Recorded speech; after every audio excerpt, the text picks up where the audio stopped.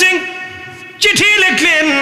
পাদ্রী চিঠি লিখে বললেন, ইয়া আমিরাল মুমিনিন, আমার সমরখন্দ থেকে আমি বলতেছি আপনার সেনাপতি সমরখন্দ দখল করে নিয়েছে, কিন্তু ইসলামের 3 নীতির একটা নীতিও সে মানে নাই। ইসলামের নীতি বহির্ভূত অতর্কিত ভাবে আমরা হামলা করে আমাদের জমিন আপনার সেনাবাহিনী দখল করে নিয়েছে। মুসলমান হিসেবে আমরা জানি আপনারা ন্যায় বিচার করে থাকেন। মুসলমানরা কি বিচার করে? আরো জোরে বলেন। না হয় না, আরো জোরে বলেন। আমাদের গ্রামে 64,000 গ্রামের কয় গ্রামে কয়টা ন্যায় বিচার হয়? জোরে বলেন। আরো জোরে। জোর হয় না কেন? জোরসে বলেন। চেহারা দেখে চোখ টিভি দিয়ে যা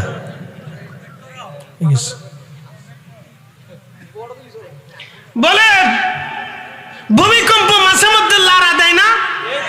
লাড়া দিয়ে আল্লাহ জানাই দিয়ে যায় জমিনের মালিক তোমরা না, ও জমিনের মালিক আমি আল্লাহ।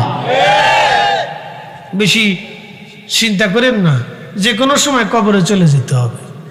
আজ কাল, এখন তখন, 1 সেকেন্ডের ভরসা নেই। তো হুতে জীবন নিয়ে ফাড়াফাড়ি করে কি লাভ? আমি মাঝে মধ্যে নিজেও বুঝি না, এটা কি অসুস্থ নাকি? আসলেই অসুস্থ, আসলেই অসুস্থ। এই জন্য আল্লাহ বলছেন, ইয়া আইয়াতুহান নাফসুল মুতমাইন্না, হে প্রশান্ত আত্মা। যারা অসুস্থ আত্মা তারা এই সমস্ত অসালে কাজ দুনিয়াতে করে বেড়ায়, বিশৃঙ্খলা করে বেড়ায়। অসুস্থ আত্মা যারা, তারা দুনিয়াতে বিশৃঙ্খলা করে, অশান্তি করে।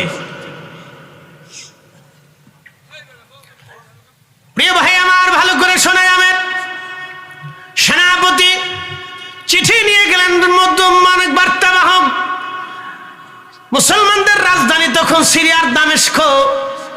সিরিয়ার দামেস্ক মুসলিম মিল্লাতের রাজধানী। কত বড় পৃথিবী দেখেন। বর্তমান ইরান, এরপরে উজবেকিস্তান, আর্মেনিয়া, জর্জিয়া, এরপরে আপনার তুর্কমেনিস্তান, এরপরে তুর্কিস্তান, এরপরে Syria, Iraq, Lebanon, Libya, Tunisia, Oman, Yemen, Saudi আরব, Kuwait, Qatar, Bahrain, Dubai, Syria, ফিলিস্তিন, মিশর, Algeria, Nigeria, Sudan, Morocco, Tunisia.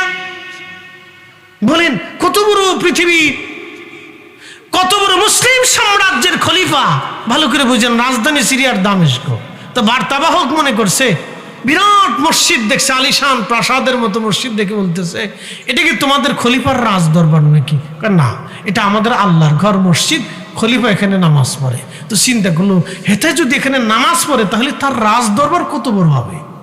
আচ্ছা, তো তাহলে তোমার খলিফার কাছে নিয়ে চলো। তো বার্তাবাহককে লোকেরা নিয়ে যাচ্ছে, চলো আমার খলিফার বাড়ি। যায় দেখে একজন মানুষ মাটির ঘরে মাটি দিয়ে, কাদা দিয়ে, পানি দিয়ে মাটির ঘর লেপতেছে, আর তার স্ত্রী মাটি আর পানিগুলি আগায় আগায় দিচ্ছে। বলতেছে উনি আমাদের মুসলিম মিল্লাতের খলিফা। একবার আওয়াজ তুলে বলা যাবে কি মারহাবা? কি বুঝলেন? তখন বার্তাবাহক চিন্তা করে যে মুসলমানটা কি পাগল নাকি? তুমি কি আমার সাথে ঠাট্টা করতেছো? বলে না। তো তুমি কইলে এসে একটা কামলার বাড়িতে নিয়ে এসে সে কি করে খলিফা হয়? কেন উনি আমাদের খলিফা। জোরে বলবেন না, জোরে। উনি আমাদের খলিফা। লোকেরা আসলো, সৈন্যবাহিনী আসলো, মন্ত্রী পুরস্কার, উনি আমাদের খলিফা। ভয় নাই, কি আনছো বলো?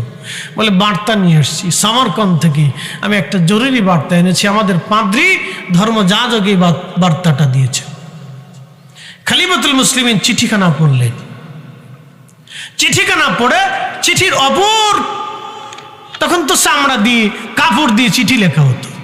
তো চামড়ার অপর পাশে খলিফা চিঠির মধ্যে লিখলেন যে দ্রুত গতিতে সমরকন্দের গভর্নরকে নির্দেশ দিলাম একজন বিচারকের নেতৃত্বে যেন বিচার কাজ সমাধা করা হয়, এবং এই পাদ্রীর বক্তব্য যেন বিচারক শুনে থাকেন এবং বিচার কার্য করেন। বাস এতটুকুনি। বার্তাবাহক চিন্তা করে, এটা কি করে হয়? এত বড় খলিফার কাছে আমি আসলাম বিচারের জন্য, আর হাতে একটা চিঠি লিখলো এই বিচারক নিয়োগ করে তারপরে বিচার করার জন্য। এরা কি কথা শুনবে নাকি? খলিফা কোনো নির্দেশ কিছু দিল না, এটা কেমন কথা? না, আমরা ন্যায় বিচার পেলাম না। দেখেন, মুসলমানদের আদর্শ কিন্তু ন্যায় বিচার করা। একসাথে বলেন, কি বিচার করা? জোরে বলেন। আমরা এখন সারা পৃথিবীতে পর্যদুষ্ট যে আমরা মুসলমানদের ভিতরে ন্যায় বিচার নাই, না, কোনো ন্যায় বিচার নাই। সারা দুনিয়াতে খুঁজে দেখেন, মুসলমানদের কাছে কোনো ন্যায় নাই। মুসলমানদের কাছে কোনো ন্যায় নাই, মুসলমানদের কাছে কোনো ন্যায় নাই। খাবার বিষ মিশর কাছে কি ন্যায় আছে বলেন আপনি? মিথ্যা সাক্ষী যে ওর কাছে কি ন্যায় আছে? যে মিথ্যা মামলা দেয়, দারোগার কাছে যায় বলে কোন সিস্টেমে লিখলে মামলা জটিল হবে, উকিলে জিজ্ঞাসা কোন সিস্টেমে লিখলে মামলা বেশি দিন চলবে এবং ওর শাস্তি কঠিন হবে, ওটা লেখেন। বুঝতে পারছেন? আমাদের কাছে কোনো ন্যায় নেই।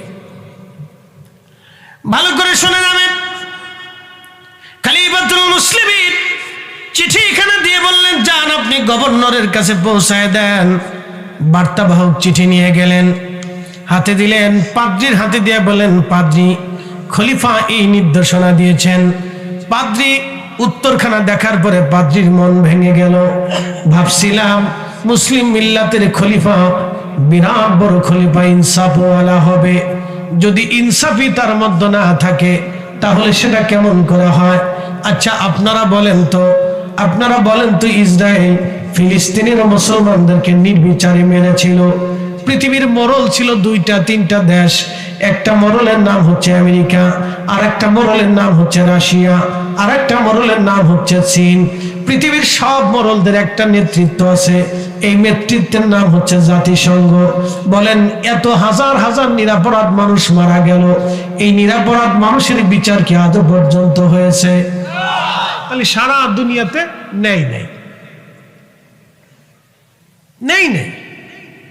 কি নেই আছে? 1 লক্ষ মানুষ মরে গেল, তার কোনো বিচার হলো না, আপনি একটা মানুষ মারেন না। ইয়া রাব্বি মান কাতালা নাফসান বিগাইরি নাফসিন আও ফাসাদিন ফিল আরদি ফাকান্নামা কাতালান নাস জামিআ। দুনিয়ার সমস্ত মানুষ মারলে যে অপরাধ হবে, একজন নিরপরাধ মানুষকে মেরে ফেললে সেই অপরাধ হবে।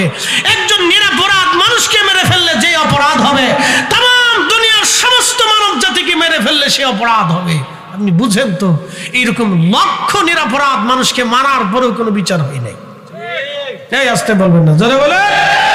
1 লাখ থেকে 1,50,000 রোহিঙ্গা মারার পরেও আজ পর্যন্ত বিচার হয় নাই। আসতে কেন, জোরে বলে। বাংলাদেশের লক্ষ লক্ষ মানুষ স্বাধীনতার সময় পাকিস্তানি সৈন্যরা মেরে ফেলে দেওয়ার পরেও আজও পর্যন্ত তারা ক্ষমা চায় নাই। এই কথা কন না কেন? মুসলমান হলে কি ছেড়ে দেবো নাকি? সে কি আমার বাপ না চাচা না খালু লাগে? তাদের সেনাবাহিনী আমাদের দেশের লক্ষ লক্ষ নিরীহ মানুষগুলি করে মারছে। এই কথা কন না কেন? আজও পর্যন্ত ক্ষমা চায় নাই, এর ক্ষতিপূরণ আজও পর্যন্ত দেয় নাই। দিন কি বলে, ইসলাম কি বলে, আপনি বুঝান আমাকে।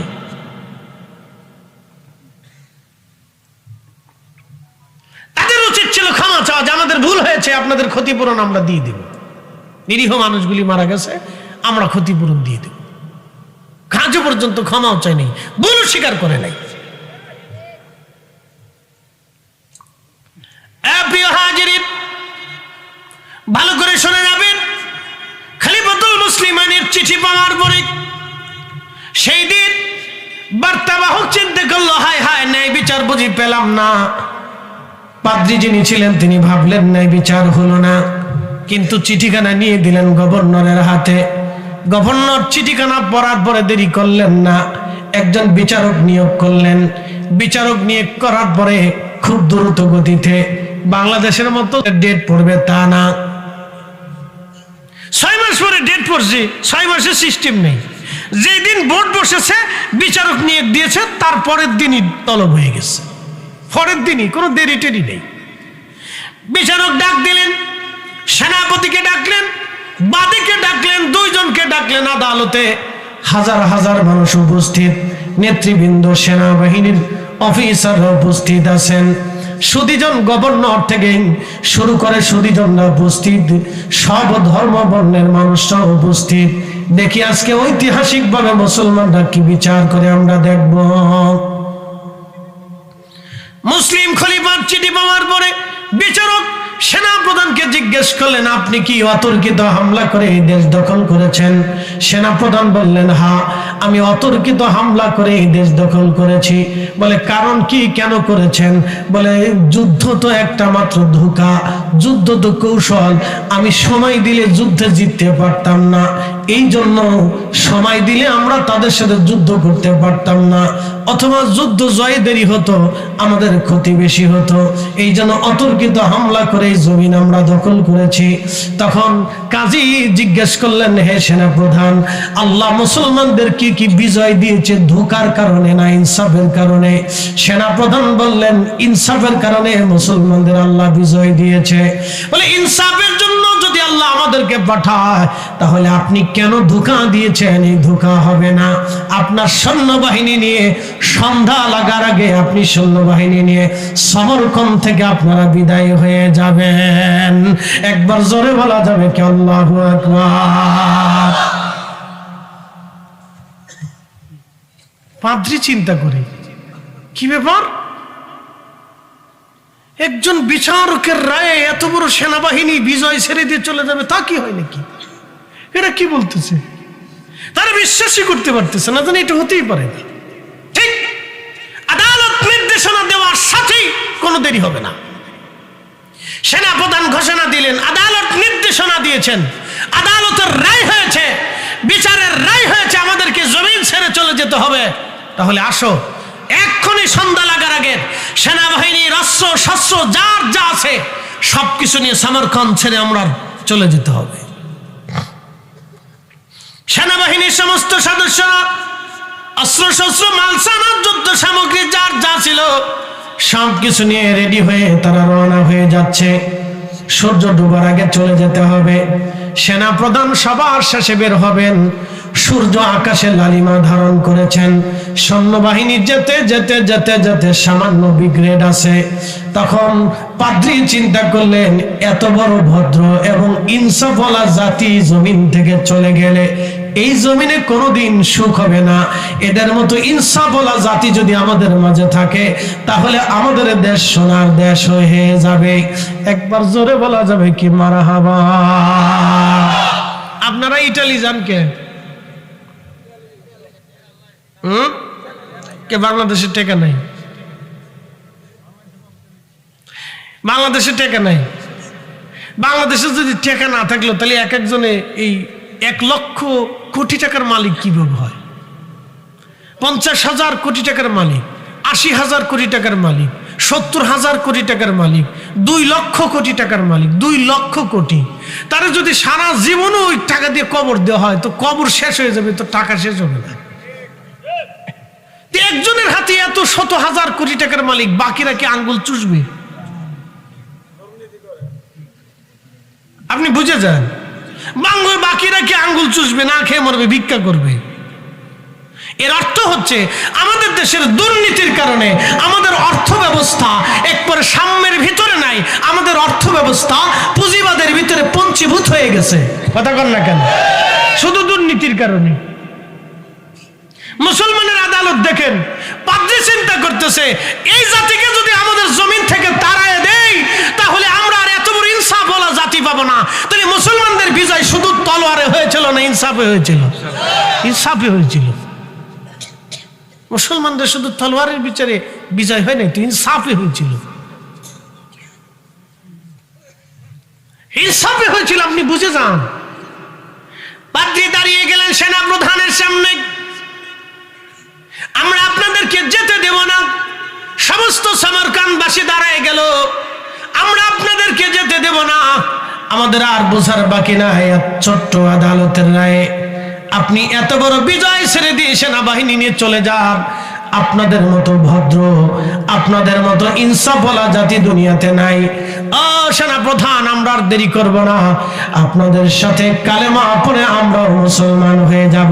সেই দিন সমরকন্দের হাজার হাজার মানুষ একসাথে কালেমা পড়ে মুসলমান হয়ে গেল। একবার জোরে বলা যাবে কি আল্লাহু আকবার? আল্লাহ বলেন, ইন্নাল্লাহা ইয়ামুরু বিল আদলি আদলি ওয়াল ইহসানি ওয়া ইতাই যিল কুরবা। আল্লাহ রাব্বুল আলামিন বললেন, হে আমার বান্দারা, আমি তোমাদেরকে নির্দেশ দিলাম তোমরা দুনিয়াতে ইনসাফ করবা, ন্যায় করবা এবং ইহসান করবা, দয়া করবা, ন্যায় কাজ করবা, অন্যায় কাজ করবা না, ন্যায় কাজ করবা, অন্যায় কাজ করবা না, অন্যায় করবা না, ন্যায় কাজ করবা। আচ্ছা আপনারা বলেন তো, কুত্তার বাচ্চা হয় কয়টা? 7টা, 8টা, 9টা, 10টা, 6টা। কথা ঠিক আছে না? অনেক বাচ্চা হয়। জীবনে কোনোদিন দেখছেন কোন কুত্তা বাচ্চা রেখে পালাই চলে গেছে? ওই বাচ্চাগুলি সাবালক না হওয়া পর্যন্ত, অর্থাৎ দুধ না ছাড়া পর্যন্ত কোন বাচ্চা, কুকুরের মা মানে কুকুরের বাচ্চার মা, কোনোদিনও দেখেছেন মা কুকুর বাচ্চা রেখে পালিয়ে চলে গেছে? কোনোদিন দেখেছেন গরু গাভী তার বাচ্চা রেখে পালিয়ে চলে গেছে? কোনোদিন দেখেছেন কোন পাখি তার বাচ্চা রেখে পালিয়ে চলে গেছে? তো পাখি তো তার বাচ্চা রেখে পালাইলো না, তো মানুষের ভিতরে কিছু নারী আছে বাচ্চা রেখে অন্য পুরুষের হাত ধরে পালিয়ে চলে যায়। বুঝেন, মানুষ আছে নি দেশে? কয়টা মানুষ আছে? এইবার বুঝি ওয়াজ, এটা ওয়াজ। বেটিরা খুব শিখতে গেছে, হুজুর খালি আমরারই দোষ দিয়ে দিল। হ্যাঁ, খুব চাচ্ছি। এবার আসেন, শুধু মহিলাদের দোষ দিয়ে লাভ নেই। আমাদের দেশের লক্ষ লক্ষ হাজার হাজার পুরুষ আছে, বিয়ে করছে, বউ তালাক দিয়ে দিছে, বাচ্চা হয়েছিল, ওই বাচ্চা স্ত্রীর কাছে দিয়ে সে আর এক বউ আনছে, সেই বাচ্চা আইনে প্রথম স্ত্রীর বাচ্চার খোঁজ খবর নেই না। একবার ঠিক আসতে গেলেন কে? তাহলে এবার বলেন, ওই পুরুষ মানুষ না কুকুরের চাইতে নিকৃষ্ট? ও শুয়োর আর কুত্তার চাইতে নিকৃষ্ট, মানুষই হতে পারে না। এই কথা কন না কেন? ওরে বেহেশত যাইতে বললেন? হ্যাঁ, ওরে কোন যে তুই কোন বাপে তোরে বেহেশত লই যা।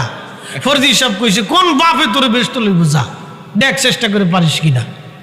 সন্তানের হক নষ্ট করে দে, বেহেশত যাবার চাও, কেলে কেলে জান্নাতে যাবার চাও, কাবা শরীফের গিলাফ দিয়ে কবর দিলেও তোমার বেহেশত হবে না, কারণ তুমি শিশু বাচ্চার হক নষ্ট করছো। এই কথা কন না কেন? তুমি শিশুর হক নষ্ট করেছো, ও বাচ্চা বুঝার আগে তুমি তার হক নষ্ট করে ফেলছো।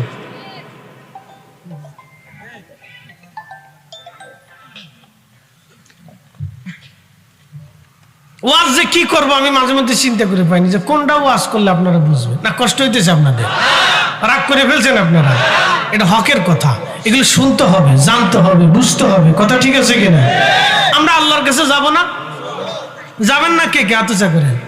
সবাই তো যাবেন। বোঝা গেছে ওয়াজ শুনতেছেন আপনারা।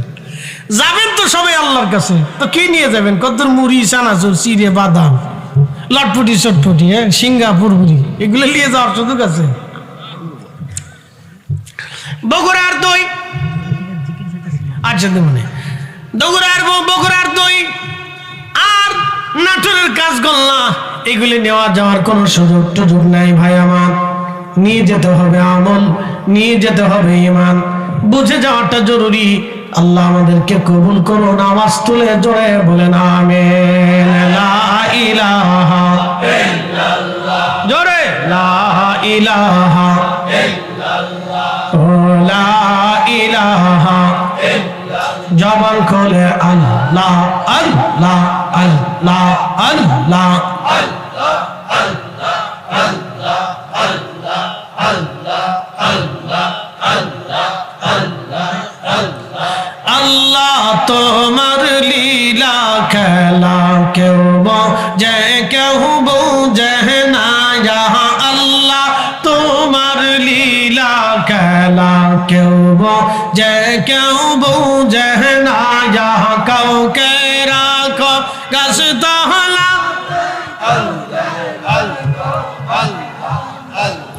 কাউকে রাখো গাছ তহলা তে, কাউকে রাখো বালাখানা। হে আল্লাহ তোমার লীলা খেলা কেউ বোঝে কেউ বোঝে না। আল্লাহ আল্লাহ আল্লাহ আল্লাহ আল্লাহ আল্লাহ আল্লাহ আল্লাহ আল্লাহ আল্লাহ আল্লাহ আল্লাহ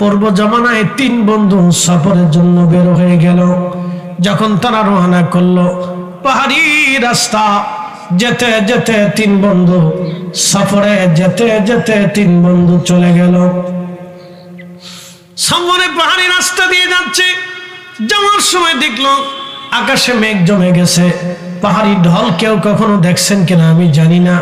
পাহাড়ি ঢল বড় ভয়ানক হয়, কারণ সমস্ত পাহাড়ের পানিগুলি পাহাড়ের গোড়া দিয়ে নেমে নেমে ফাঁকা দিয়ে চলে। তখন প্রচন্ড স্রোত হয়, ওই স্রোতের মধ্যে যাহা পরে ভাসিয়ে নিয়ে চলে যায়। কোথায় নিয়ে ফেলে দিবে তার কোনো হিসাব নাই। পাহাড়ি ঢলের মধ্যে কেউ যদি একবার পড়ে যায় স্রোতে, তাকে বাঁচানো আর হয়তো সম্ভব হবে না, এত ভয়ানক পাহাড়ি ঢল। খুব মনোযোগ দেন। 3 বন্ধু চিন্তা করলে ঢলের মধ্যে যদি পড়ে যায় তাহলে অনেক বড় বিপদ আমাদের আসবে। চলো কোথাও আমরা গুহা পাই কিনা। 3 বন্ধু দেখলো পাহাড়ে একটা গুহা আছে, দৌড়াইয়া তারা গুহার মধ্যে চলে গেল।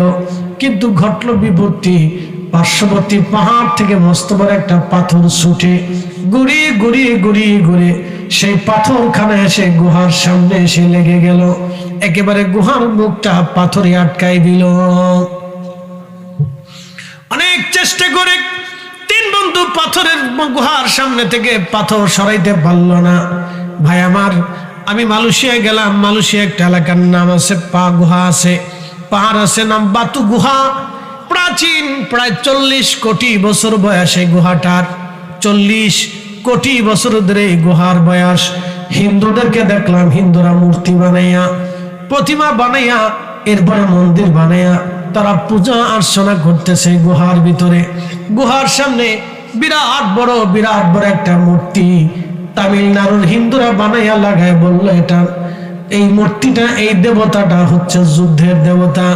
সনাতনী যদি কেউ থেকে থাকেন তাহলে সনাতনীদের বিশ্বাস যুদ্ধের দেবতা আলাদা, খাবারের দেবতা আলাদা, পানির দেবতা আলাদা। বরকতের জন্য তারা লক্ষ্মী পূজা করে থাকে, শক্তির জন্য শিবের পূজা করে থাকে, এরপরে মনসার পূজা করে, এরপরে আপনার কার্তিকের পূজা করে, গণেশের পূজা করে, এরপরে আপনার কৃষ্ণের পূজা করে, কালীর পূজা করে, রাধার পূজা করে, লোকনাথের পূজা করে। এরকম তারা বহু দেবতায় বিশ্বাসী। কথা ঠিক আছে না? তাদের বিশ্বাস আর কি।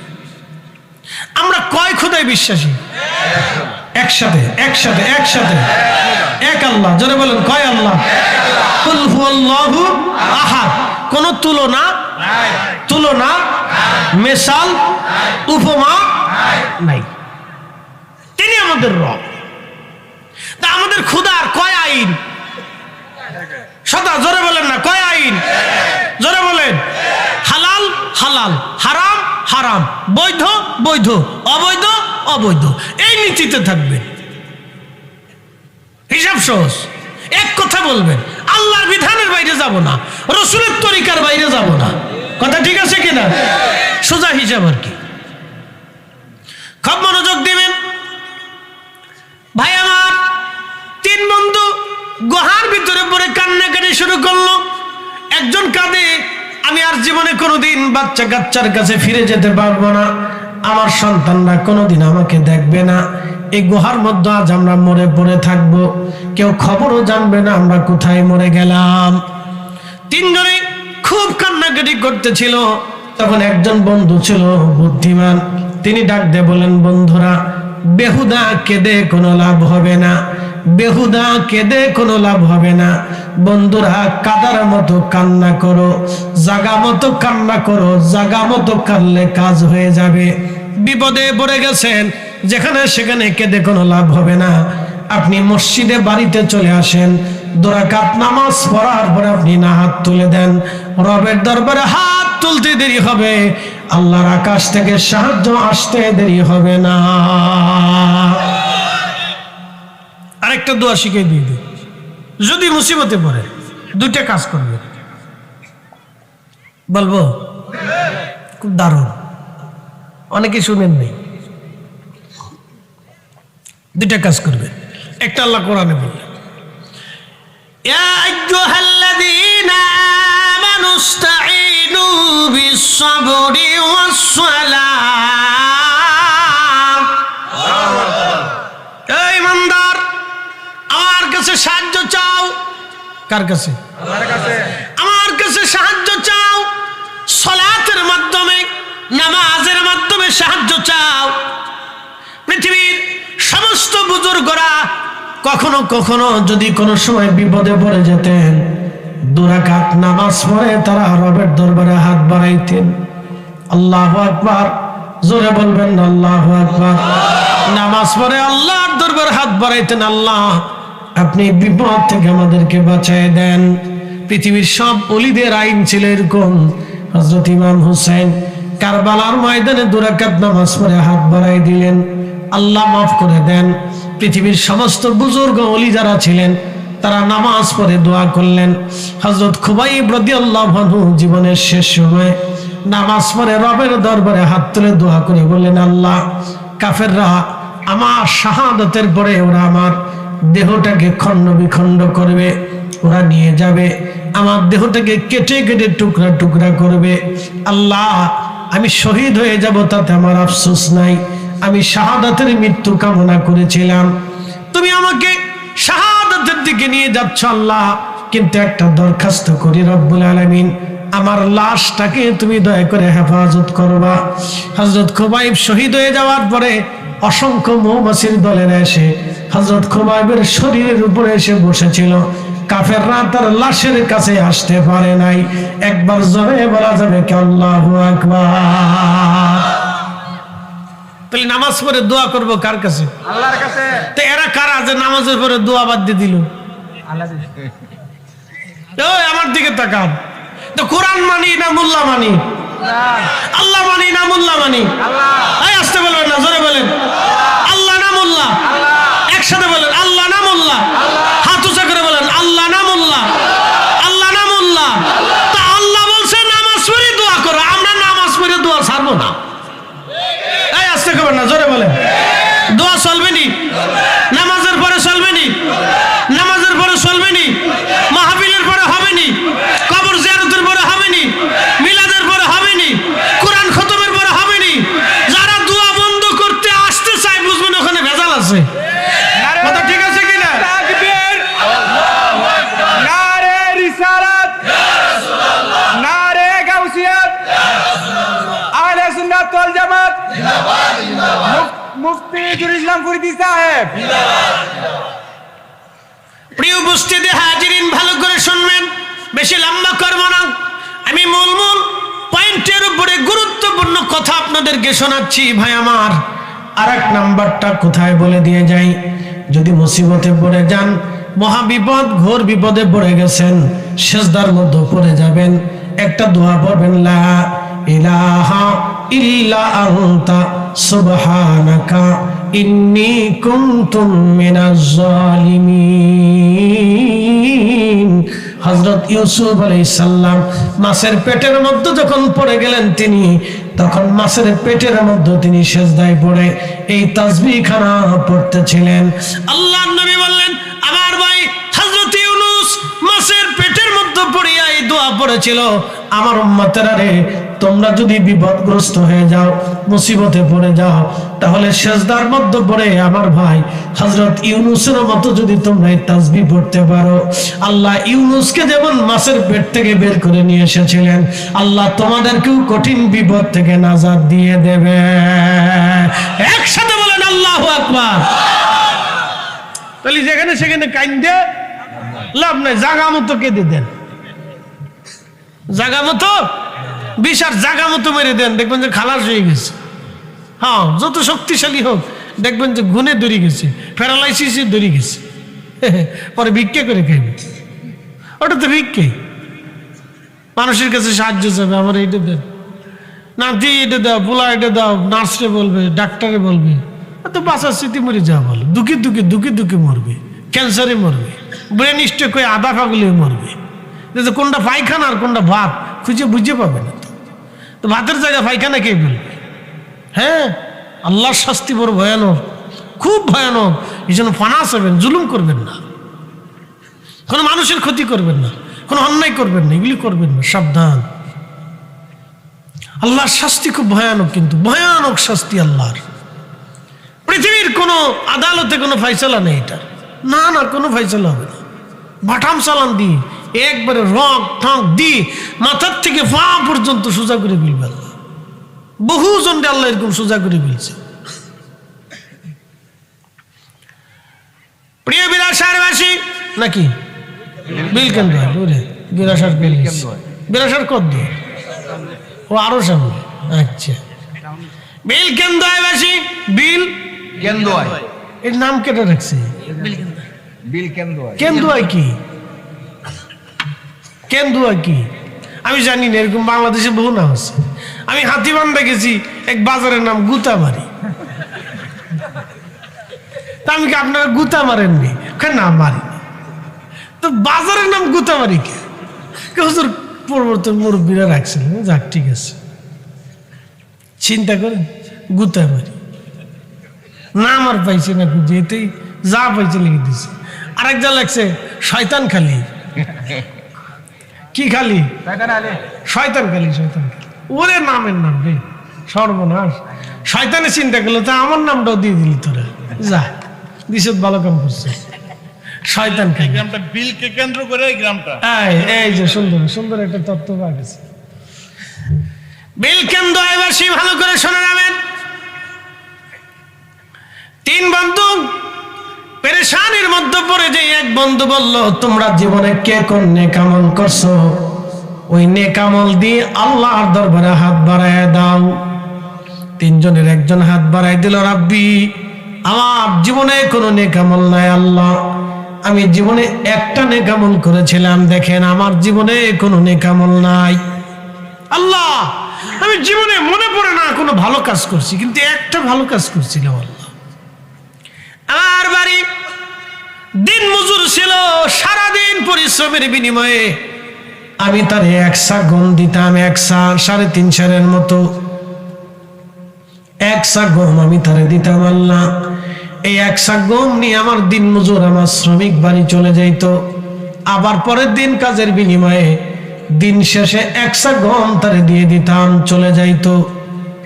আগে এরকম কর্মচারী ছিল না, এখনো তো কথা কর না কেন, এখনো ভালো করে বুঝেন, এখনো বিদেশে যারা গেছেন নগদ নগদ অর্থ গরম গরম টাকা কামাই করলে, ব্যবসা যারা করেন, ধনী যারা আছেন, আমরার মতো যারা আছেন, তারাই দুঃখটা বুঝে না। কিন্তু যে সারাদিন পরিশ্রম করার পরে 500 টাকা রুজি করে, সে জানে বাজার কি জিনিস। হঠাৎ করে যখন এদেশের পণ্য দ্রব্যের দাম বাড়ে, এই যে হঠাৎ এখন পেঁয়াজের দাম বাড়ছে নাকি, স্বরাষ্ট্র উপদেষ্টা বলতেছে আমি কমাই সারতে পারতেছি না, সিন্ডিকেট ওলারা এই কাজ করতেছে। আচ্ছা, বাংলাদেশের সিন্ডিকেট করে কয়জন? 10,000, 5,000, 2,000, আমার মনে হয় 1,000-এর বেশি না। তো 1,000 লোককে ধরে বাটাম চালান দিয়ে দিলি তো সোজা হয়ে যায়। 18 কোটি মানুষ পাইছে, যায় কথা কর না কেন? বেশি লাগে নাকি? ব্রাহ্মণবাড়িয়ার মানুষের কাছে সাইডে দিলি হবে না।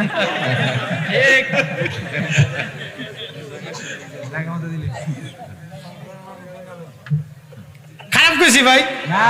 ফরিদপুর কম না হুজুর? আমরা কম না, আমরা দিন তারিখ দিয়ে নামি। আমরা আমরা এলাকায় দিন তারিখ দিয়ে ডাল সরকি দিয়ে নামি, একবারে যুদ্ধ হয়। কিন্তু আমাদের এলাকায় ক্ষতি কম হয়, আপনাদের এলাকায় হঠাৎ মারামারি, হঠাৎ মারামারিতে ক্ষতি বেশি হয়। আর আমরা হলো দিন টাইম দিয়ে যে অমুক দিনে নামবো আসিস, তো 2 গ্রাম মাঠের ভিতরে নামে, যেখানে সেখানে মাঠের ভিতরে নামে। আমাদের দেশে হলো ঢাল দিয়ে, তারপরে ওই বড় বড় সরকি আছে, কাতরা আছে, আগে যে দেখবেন সেনাবাহিনী যুদ্ধ করতে ওরা, এটা দিয়ে আমরা কুবাকুবি হয়, ডালের উপর দিয়ে কুবাকুবি হয়। এর ভিতরে 2-1 যদি পড়ে যায় তাহলে ও খুব খেয়ে মারা যাবে। সিস্টেমটা খুব ভালো, শক্তি পরীক্ষা হয় খুব মারাত্মক। দেখি কোন এলাকার শক্তি বেশি, বুঝছেন? এরকম মারামারি হয়, দিন তারিখ নির্দিষ্ট করে ওইভাবে চলে। তা আপনাদের এদিকে হঠাৎ লাগে। আমি একদিন এই গেছি কোন ডানাকি নাসিরনগরের দিকে, মাহফিল করে লেগে, হাই রে ভাই, মাগরিবের সময় যাইয়ে গাড়িটা ঢুকেছি, এমন সময় দেখি মিছিল নিয়ে আসতেছে কিরা। এরপর সে মাইক দিয়ে ঘোষণা দিল, যার যা আছে সব লোক নিয়ে বেরিয়ে যান। আমি ওইসে কাজ আজকে ভাই, গাড়ি আমি সরাই সারতে পারি না। ওরে আজকে তো হুজুর চিনবেন না। পরে গাড়ি নিয়ে এক ভদ্রলোক, সে ওই পাশে কি বলে প্রাইমারি স্কুলে আপনার কাজ হইতেছে, বলে যে হুজুর তাড়াতাড়ি আমার এই স্কুলের কোনার ভিতরে ঢুকান। ভাইরে ভাই, তারপরেও 2-3 বার ওরা লাঠি সোটা নিয়ে শাল সরকি নিয়ে আইছে, গাড়ি আক্রমণ করে, এরা মানে কারা। পরে হে লোকে ঠেকেছে, এই হুজুরের গাড়ি ওয়াজ করতে আইছে, পরে ফিরে চলে গেছে। হাই হে রে, ওই দিন আমার গাড়িটা গেছিল। ওরা গাড়িটারি ভাঙ্গে পরে এসে কইতো, আহা হুজুর, আহা হুজুর শেষ, আহা হুজুর, আহা রে হুজুরের গাড়িটা শেষ, আহা পর্যন্ত কই শেষ, আমার যে এই দিক দিয়ে বাস গেছে ওই খবর ওরা রাখতো না। বুঝতে পারছেন? আমি ওই দিন দেখে ছাদের উপর দাঁড়ায় দাঁড়ায় দেখতেছি 2 গ্রুপে খাতরাখাতি চেঙ্গাচিঙ্গি করতেছে, মারামারি করতেছে। আর কোথা রে, পুলিশ পর্যন্ত আহত হয়েছে, 3-4 জন পুলিশ আহত হয়েছে, ঠেকাইতে এসে। বুঝতে পারছো? এগুলি তো অন্যায় কথা, ঠিক আছে কিনা?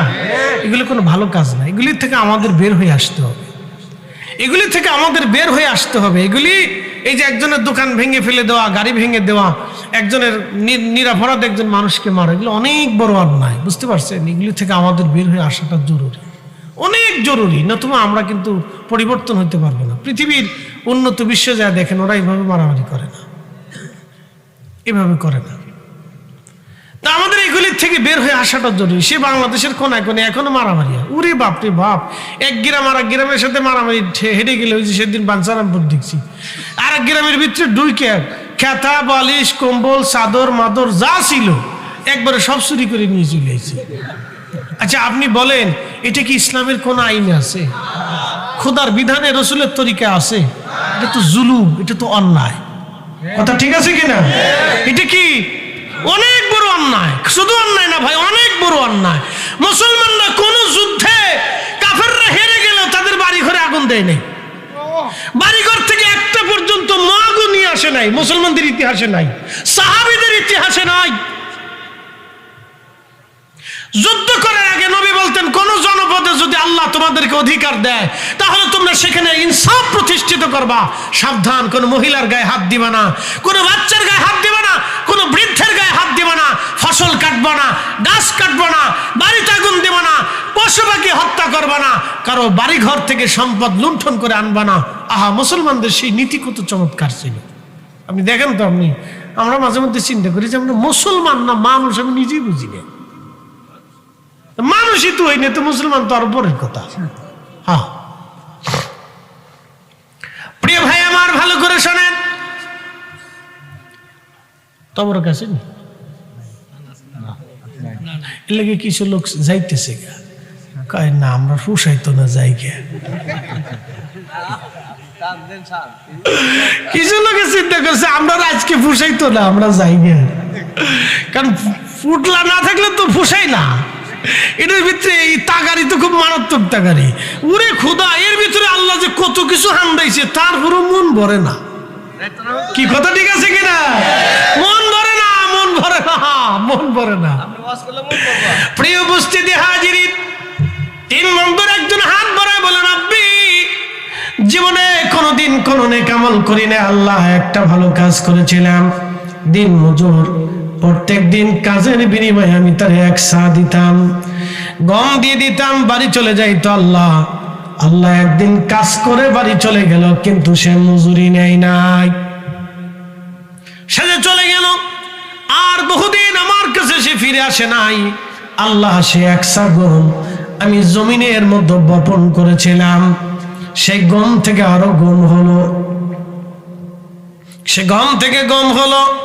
ওই গমগুলি আমি মারাই করে বাজারে বিক্রি করে একটা গাভী কিনেছিলাম। আল্লাহ, সে গাভী থেকে বাচ্চা হলো, সেই বাচ্চা থেকে আরো গাভী হলো, গরু হলো। রব্বুল আলামিন আমার দিন মজুর বহু বছর পরে আমার কাছে এসে বলল, মালিক আমি 1 সা গম পাইতাম, কাজের বিনিময়ে না নিয়ে আমি চলে গিয়েছিলাম, গরিব মানুষ আমি, আপনি আমাকে 1 সা গম দয়া করে ফিরে দেন।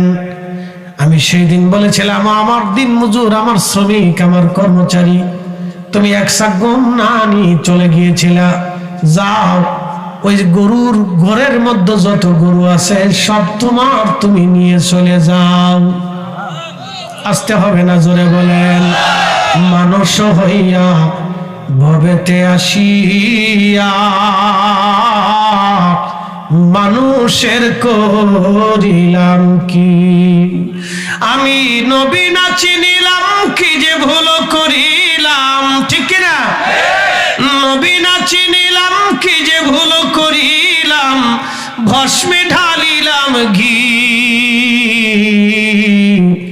মানুষ হইয়া ভবেতে আসিয়া মানুষের করিলাম কি। বিলকেন দয়বাসী, আল্লাহর বান্দা ডাক ডাকা, শ্রমিক গরুর ঘরের মধ্যে গরু যা আছে সব তোমার, তুমি নিয়ে চলে যাও। সেদিন আমার শ্রমিক আমাকে কেঁদে কেঁদে বলল, মালিক রে, গরুর মালিক তো আমি না, আমি এক ছাগলের মালিক ছিলাম। আপনি ঠাট্টা করবেন না, কষ্ট দিবেন না, ওই গম আপনি আমার দয়া করে দিয়ে দেন। আমি তো আর গরু কেমনে পাবো, গমের মালিক ছিলাম আমি, আপনি আমার গম দিয়ে দেন। বলেন তো আমাদের দেশে এই অবস্থা হলে কি হইতো? নিশ পরে নিশকে 6 মাস চলে গেছে। 500 টাকা লাগে এত চিল্লামিল্লা করিস, তো টিয়া খাই বলে মরে বেড়া। কি কথা ঠিক আছে কিনা? তো টেকা লেগে কি আমি যাবো নাকি বিদেশে? 500 টাকা লেগে এরকম কান্দাকাটি করতেছিস, কিনলি দেবো না যা। বাপরে বাপ, যে বড় সারাদিন 500 টাকা কামাই করে, ও তো 500 টাকার মর্ম জানি, তো 500 টাকার ওজন কত? কথা ঠিক আছে কিনা? তার কাছে 500 টাকা অনেক দামি। পাবে দিয়ে দেন, হিসাব শেষ। আপনার কাছে আছে দিয়ে দেন, দিয়ে মাফ চান যে ভাই মাফ করে দিস, তোরটা দিতে দেরি হয়ে গেছে, মাফ করে দিস ভাই, তোর কষ্ট হয়েছে।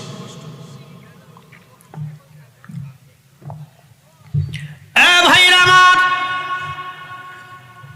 3 বন্ধুর একজন ডাকতে বলে, শ্রমিক ওই গরুর মালিক আমি না, গরুর মালিক তুমি। বলে, মালিক রে, গরুর মালিক কেমনে হলাম? কো আমার আল্লাহর বান্দা, শোনো, তুমি 100 গম পাইতা, ওই গমটা আমি জমিনের মধ্যে বপন করছিলাম, আরো কিছু গম হয়েছিল। আমি গম বিক্রি করে একটা গরু কিনেছিলাম, সেই গরুটা তোমার, সেই গরু থেকে আরো গরু হয়েছে। গোয়াল ঘরের মধ্যে গরু যা সব তোমার, তুমি নিয়ে চলে যাও। গরুর মালিক আমি না, গরুর মালিক তুমি। ওখানে আমার কোনো হক নাই, এখানে তোমার সব হক। তোমার হকগুলি তুমি বুঝিয়ে নিয়ে চলে যাও, আমার বিপদ থেকে তুমি বাঁচাও। একবার জোরে বলা যাবে কি মারহাবা? ও আদম রে,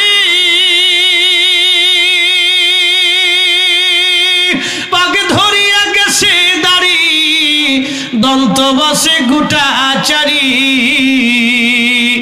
সমন জারি গিয়াছে করিয়ারে সোনার আদম, জিন্দেগি তোর যাই ফাঁকি দিয়া, জিন্দেগি তোর যাই রে ফাঁকি দিয়া রে সোনার আদম, জিন্দেগি তোর যাই ফাঁকি দিয়া। দোকানে বাকি খাইয়া 6 মাস পর্যন্ত দোকানের সামনে দিয়ে আর হাঁটে না। মেড ইন বাংলাদেশ, কি কথা কর না কেন? কারিও আসলে একদম কর খাইছে যে দোকানের সামনে দিয়ে আর যাবে না। ভাই আমার, ভালো করে শুনে যাবেন। ওই বন্ধু ডাক দে বলে, রাব্বি, আমার জীবনে কোনো ভালো কাজ নাই আল্লাহ, একটা ভালো কাজ আমি করছিলাম, আল্লাহ তোমার যদি পছন্দ হয়, আজকে গুহার ভিতরে আমি বিপদে পড়ে গেছি, আল্লাহ গো পাথর তুমি সরায় দাও আল্লাহ। আহা, আল্লাহর নবী সহিহ বুখারীর কিতাবুল আম্বিয়াতে বলতেছেন, নবী নিজে বললেন, টাস করে পাথরের 3 ভাগের 1 ভাগ গুহার সামনে থেকে সরে গেল। জোরে বলবেন কি মারহাবা? তাহলে বলেন, দোয়া কবুল হয় কি হয় না? আর এক বন্ধু হাত বাড়াইছে, ওই বন্ধু হাত বাড়ায় বলে, রাব্বি, আমার জীবনে কোনো নেক আমল নাই, আল্লাহ মনে পড়ে না এমন কোন ভালো আমল করেছি, কিন্তু রব্বুল আলামিন একটা নেক আমল আমি করেছিলাম আল্লাহ। আমি অত্যন্ত গরিব ছিলাম, উট দুম্বা ছাগল ভেড়াগুলি আমি মাঠের মধ্যে মরুভূমির মধ্যে চড়াইতাম। আল্লাহ গো, তুমি তো জানো, সন্ধ্যা হলে উট দুম্বা ভেড়াগুলি আমি দহন করতাম, দুধ দহন করে বাজারে বিক্রি করে কিছু দুধ আমি বাজারে বিক্রি করতাম, বাজার সদাই করতাম, আর এক পেয়ালা দুধ আমি আমার বৃদ্ধ মা বাবার জন্য নিয়ে আসতাম। যুবক, আপনাকে বলতেছি, ভালো করে শুনে নেন। মা বাবা যদি বৃদ্ধ হয়, মা বাবার জন্য যেখানে থাকবেন সেখান থেকে কিছু হাতে করে নিয়ে আসবেন, মায়ের হাতে দিবেন। মা একা খাবে না, মনে রাখবেন আপনার সন্তানটার জন্য নাতিরে না দিয়ে দাদি কোনোদিন খায় না, কারণ সন্তানের মহব্বত তখন নাতিদের উপরে চলে যায়। ঠিক আছে কিনা? বাবার হাতে খাবারের টুকরাখানা হাতে দিয়ে বলেন, আব্বা আপনার জন্য এনেছি, আপনি ছেলের জন্য আনেন, অসুবিধা নাই। মনে মনে পোলার জন্য নিয়ে আসছেন, কিন্তু বাবার হাতে দিয়ে বলবেন, আব্বা এই খাবারটা তোমার জন্য আনছি, তোমার আর মার জন্য নিয়ে আসছি, তোমরা খাও। দেখবেন কোন দাদা দাদি নাই রে, নাতিদেরকে না খাওয়াইয়া নিজেরা আগে খায়। বাবা মা খুশি হয়ে যাবে, বাচ্চারাও খাবার পেয়ে যাবে। জীবনে কোনদিন বাবা মা আল্লাহর দরবারে বলতে পারবে না, আল্লাহ আমার সন্তান আমার হক মিটেই নাই, আল্লাহ আমি আমার সন্তানের কাছে হক পাই। একবার যদি এই কথা আল্লাহর দরবারে বাবা মা বলে ফেলে, তাহলে জান্নাত হবে না। ওই যে কাবা শরীফের গিলাফ দিয়ে কবরে দিলেও জান্নাত হবে না। কোরআন শরীফ গলার ভিতরে বেঁধেও যদি ঝুলিয়ে দেওয়া হয়, জান্নাত হবে না। বলছিলাম মার পায়ে জীবনে কোনোদিন চুমা দেন নাই। সাহাবী এসে বললেন, হুজুর ফাতে মক্কা হয়ে গেলে আমি মানত করেছিলাম আল্লাহর জান্নাতের দরজার মধ্যে চুমা লাগাবো। হুজুর ফাতে মক্কা হয়েছে, মক্কা বিজয় করেছেন, এখন আমি মাসালা মানত কিভাবে পুরা করব নবী বলে দেন। কষ্ট হইতেছে না আপনাদের? তাহলে 10 মিনিট বাড়ায় নাকি বলে? তাহলে একসাথে বলিন আল্লাহু আকবার। শুনে যান, চলে তো যাবেন, কত দূর যাবেন? কবরের পরে আর যাওয়ার সুযোগ টুযোগ আছে নাকি? নাই নাই, কবরের পরে যাওয়ার আর সুযোগ নেই। একদিন মাটির ভিতরে হবে ঘরে, মন আমার কেন বান্ধ দালান ঘর, মন আমার কেন বান্ধ দালান ঘর। কবরের পরে চলে যাওয়ার আর সুযোগ নাই। যেতে যেতে কবর পর্যন্ত যাব, এরপরে যাওয়ার আর রাস্তা নাই। আছে কি? যেখানেই যান আপনাকে কবরে যেতেই হবে। পৃথিবীর যেই প্রান্তে আপনি যান না কেন, কবর আপনার জন্য অবশ্যই চলে যেতেই হবে আল্লাহর দরবারে। জায়গা যেহেতু নাই, তাহলে কথা শুনে যান। ভাই আমার, বাবা মারে ছাড়া খাবেন না, বাবা মারে ছাড়া কিছু বুঝছেন না, পরামর্শ নিয়েন, সিদ্ধান্ত নিয়েন।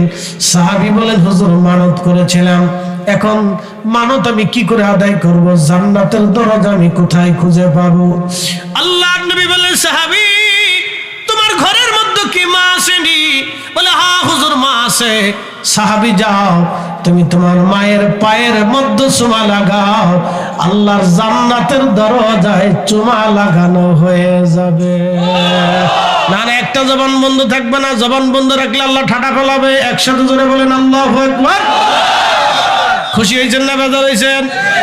চুমা দেবেন কি দেবেন না? ও শিরিকের মাসালার গোষ্ঠী কিলেন, ও বেদাতের মাসালার গোষ্ঠী কিলেন। দূর তো মাসালা দেখতেছি।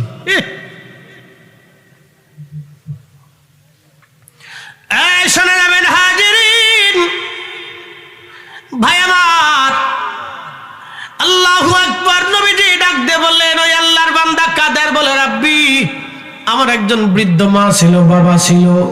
আল্লাহ ওই মা বাবারে দুধ না খাওয়াইয়া আমি আমার সন্তানদেরকে খাওয়াইতাম না। আল্লাহ সন্ধ্যাবেলা সারাদিন উর্দুম্বা ছাগল মরুভূমিতে চড়াইতাম। যারা মরুভূমিতে উর্দুম্বা চড়ায়, সৌদি আরবে বাঙালি যারা কাজে, যাদেরকে জিজ্ঞেস করেন কত আরামের কাজ।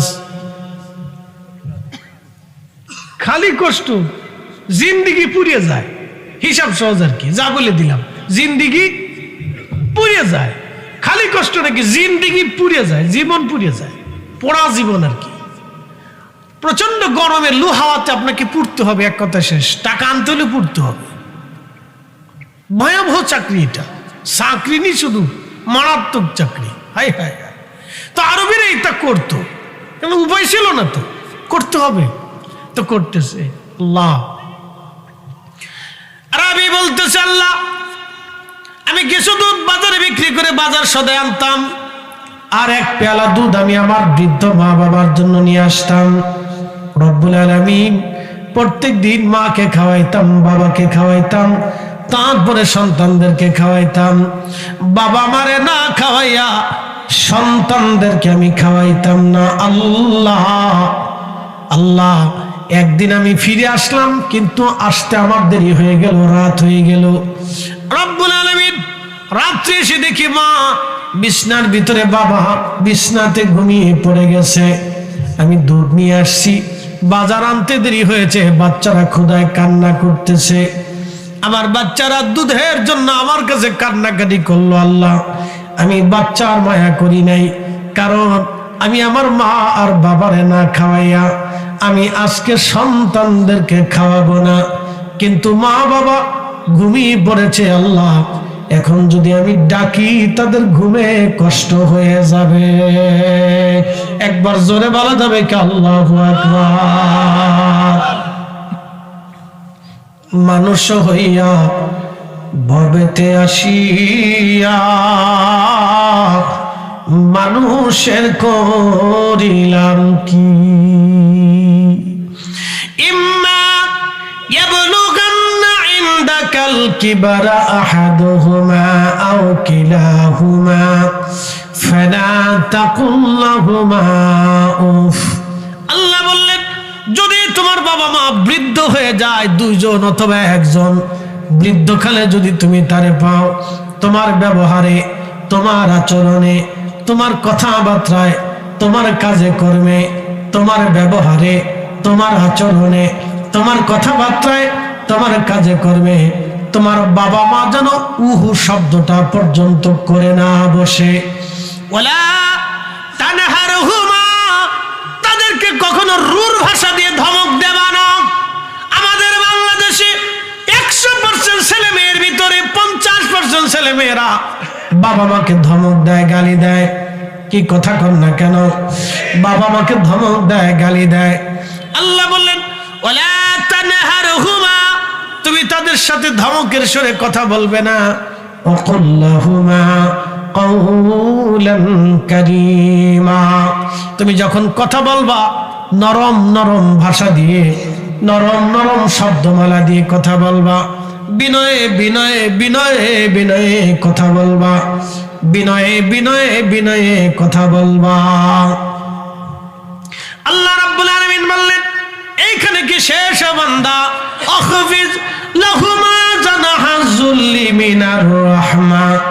আমার রব বললেন, তোমার যত দয়া আছে, যত মায়া আছে, যত ভালোবাসা আছে, সব তুমি তোমার বাবা মার জন্য বিছায় দাও। এইখানে আল্লাহ শেষ করলেন না। আমি আগে বলেছিলাম কেন দোয়া করবেন, এখন শুনে যান। আল্লাহ জবাব দিলেন, ওয়াকুর রাব্বিরহামহুমা কামা রাব্বায়ানি সগীরা।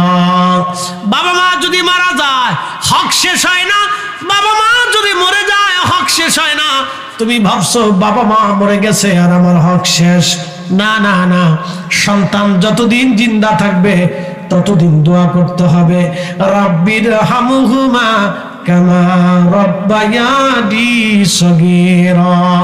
আল্লাহ আমার আব্বা আম্মা ছোট্ট কালে, রব্বায়ানি সগীরা, একবারে ছোট্ট কালে আমাকে যেইভাবে লালন পালন করছে, আমি পায়খানা করে দিয়েছি, সবার নাকের মধ্যে কাপড় চলে গেল, মায়ের নাকের মধ্যে কাপড় যায় নাই। আমারে পরিষ্কার করাইয়া মা কোলের মধ্যে নিয়ে আমারে চুমা লাগাইছে। আল্লাহ আল্লাহ, আমি বাবা আমারে কাঁধে করে নিয়ে ঘুরে বেড়াইছি। রব্বুল আলামিন, আমি কেঁদে দিয়েছি। তাড়াতাড়ি আমাকে খুশি করার জন্য বাবা আমাকে হাসাইতো। বাবা নিজে না খায়া বাজার থেকে খাবার আমার জন্য কিনে নিয়ে আসতো।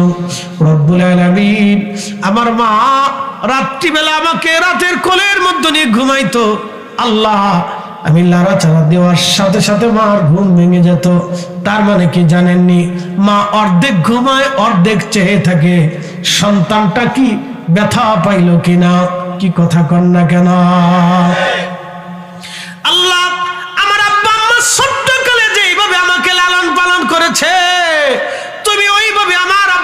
আমাকে জান্নাতে লালন পালন করো। একবার জোরে বলা যাবে কি আল্লাহু আকবার? তাহলে বলেন দোয়া কে শিখাইলো আমাদেরকে? না না হয় না, জোরে বলেন। তাহলে দোয়া যারা মানে না তারা বাবা মার জন্য দোয়া করে কোন সময়? যারা দোয়া মানে না তারা মূলত বাবা মার হক আদায় করে না। ওই কথা কম জোরে বলেন। যারা দোয়া মানে না তারা মূলত বাবা মার হক আদায় করে না। বাবা মা মরার পরে যারা দোয়া করে না তারা নাফরমান সন্তান।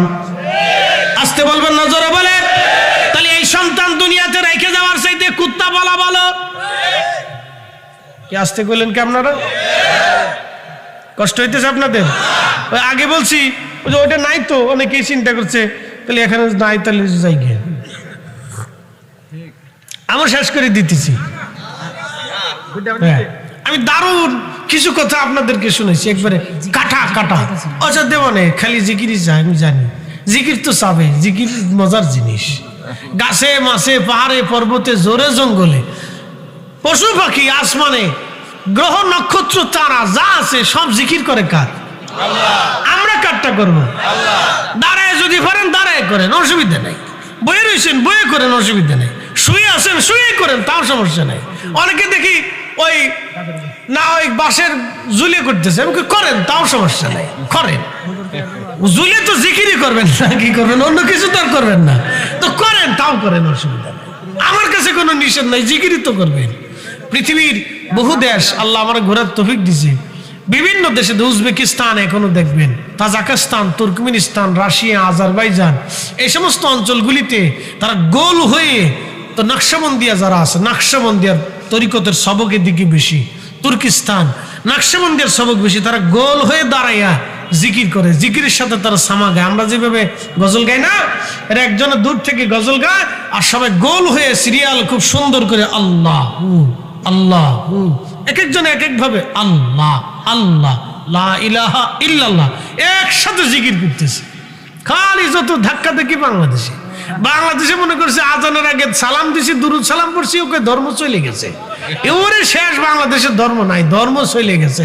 আমি মালয়েশিয়ার পুত্র যার সেন্ট্রাল জামে মসজিদ পার্লামেন্টের সামনে, বাংলাদেশে ওরকম একটা মসজিদ আপনি খুঁজে পাবেন না। শত শত কোটি টাকা খরচ করে একটা মসজিদ বেটারা বানাইছে। এরা আমাদের দেশের মতো এত গরিব দেশ না, ধনী দেশ।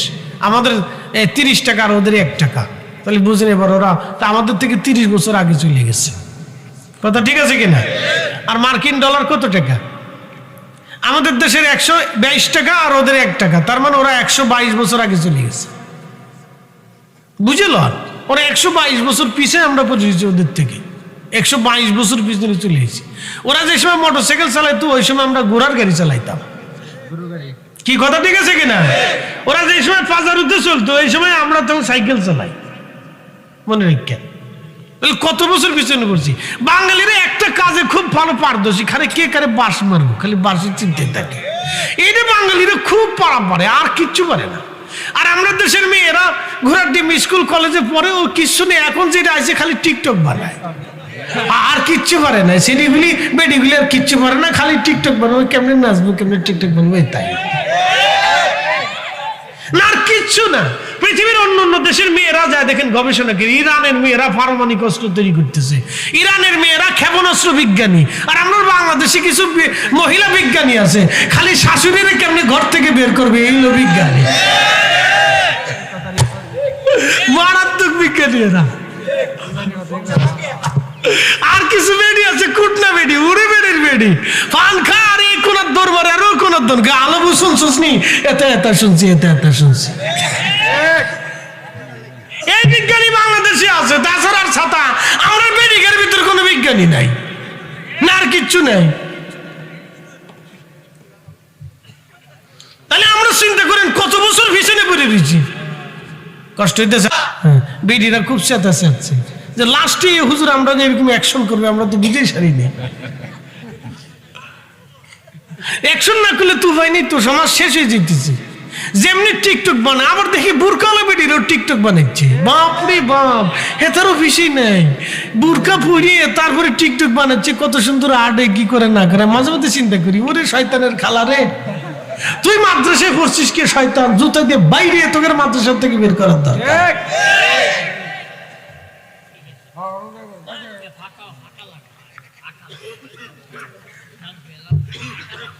এলা আমরা দেশের বিজ্ঞানী, এদেশের জাতি অন্ধকারে নিমজ্জিত হচ্ছে, আগামীর অন্ধকারে জাতি নিমজ্জিত হচ্ছে। শোনেন, কালকে দেখলাম মেডিকেল ভর্তি পরীক্ষায় সারা বাংলাদেশ থেকে একটা ছেলে পাস করছে, ফার্স্ট হয়েছে মেডিকেল ভর্তি পরীক্ষায়, সারা বাংলাদেশ থেকে ফার্স্ট। ওই ছেলেটা এই মোবাইল কোনোদিন ঠিক মতো ধরে নেই, তার শুনে দেখেন, ও মোবাইল ধরে নেই কোনো সময়, ও মোবাইল ইউজ করতো না। এইটা দিবেন বাচ্চাদের হাতে, ছেলেদের হাতে, মেয়েদের হাতে। ও একবারে মাস্টার্স কি বলে ওই ডাক্তারি ভর্তি পরীক্ষা, ডাক্তার মানে না পাস করা পর্যন্ত, না হওয়া পর্যন্ত, ইউনিভার্সিটি একবার লেভেলে না যাওয়া পর্যন্ত, ভালো রেজাল্ট না করা পর্যন্ত, ওর শিক্ষার পরে মরে গেলেও ওরে মোবাইল দিবেন না, তাহলে বাচ্চা মানুষ করতে পারবে, না হলে পরে এটা মানুষ হইতো না, ও ছাতা ওই টিকটক হয়ে যাবে। হ্যাঁ, মনে রেখেন, একবারে এর সাথে ভালো বুদ্ধি আমার কাছে নাই। না, এটা দিবেন না, ও বাপ ডাকলেও দিবেন। আপনারা এসে যদি আব্বা দেন তো তাও চালবে না। তোমার বাপ দেখতে দেখতে জিকির পেরে পেরে মরে যা, তোর এই মোবাইল দেব না, কোনো অসুবিধা নেই, অসুবিধা নেই তো, হিসাব সহজ। আমার আব্বা ছোট গেলে একদিন মাদ্রাসায় গেছিলাম না, এত বড় একটা সেনা ছিল ঘরের ভিতরে, এক দাবর দিয়েছিল, আমার মনে আছে। ওই এক দাবরে যে মাদ্রাসায় ঢুকছে আর বেরোয়নি, এক দাবর দিয়েছিলাম, ফুলার গোষ্ঠী কিনে আজকে দ্বারা দিছে, এক দাবরে শিক্ষা হয়ে গেছিলাম, এই যে আজকে হুজুর হয়ে গেছি, বুঝতে পারছেন? এখন চিন্তা করি ওই দাবরটা না দিলে আজকে হুজুর হইতাম না। এক দাবর দিয়েছিল, বলে একবারে দেহ থেকে মাথা আলাদা করে গেল, তোর মাদ্রাসা দিছি পড়ার লেগে, তুই আয় বছর বাড়ি